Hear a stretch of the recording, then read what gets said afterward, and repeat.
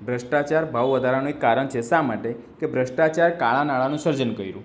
બરાબર, કાળા નાણાંનું સર્જન કર્યું એટલે કે કાળા નાણું એટલે બ્લેક મની, એટલે કે તમારી પાસે પૈસા વધી ગયા, એટલે નાણાંથી બજારમાં કેવું થઈ ગયું, આ કાળા નાણાંથી બજારમાં નાણાંનો પુરવઠો વધે, પરિણામે ખરીદ શક્તિ વધે, એટલે ખરીદવાની લોકોની શક્તિ વધી જાય કે ભાઈ નકામા પૈસા છે તો ચાલો અહીંયા વાપરું, તેલ એમ.